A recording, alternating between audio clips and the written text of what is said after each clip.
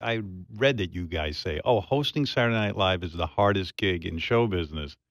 And I didn't understand that because you guys had performed on it so many times. But it's that not knowing. It's like, oh, God, the sketch isn't getting done. It's not funny. I'm going to go out and tank. When I came back to host, I was in 13 things, and I was shitting my pants. It was too hard. It was too much. Like, Friday night is when the host realizes, there's no way we're doing this tomorrow. Oh, yeah. I remember cradling Rosanna Arquette. You're fine. I just don't think I can go on. and I have had 6 years of practice. And I thought, I can't even handle it. What if you're a real host and you don't know anything going on? And you're used to being pampered on movies, doing a million retakes.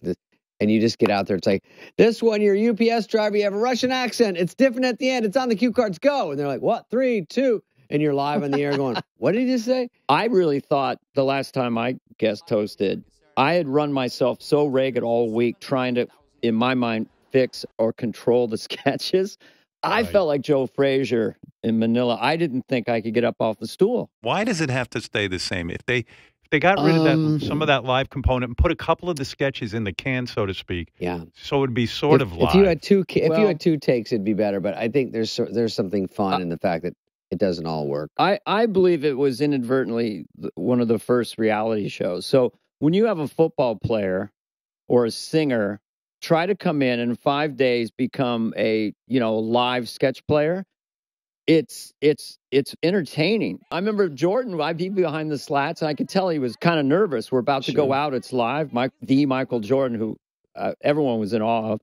Yeah. And I said, just if you have to, just like Christopher Walken does, just look at the card and read it off the card. He would just look straight at the card, not look at you at all. Just read his line.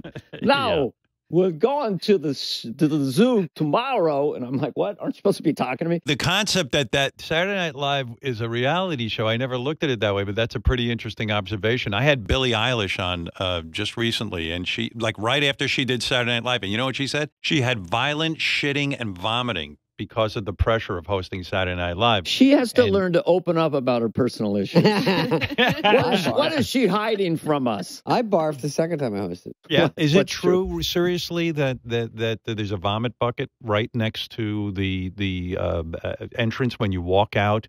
For the guest host, that's what they say. They should have one on stage for the monologue. You threw up when you hosted Saturday Night Live? I'm shocked. You always seem you seem cool as a cucumber. Shows. No, really? It's very stressful. It's all internal. Yeah, it was getting too much. It was too many sketches.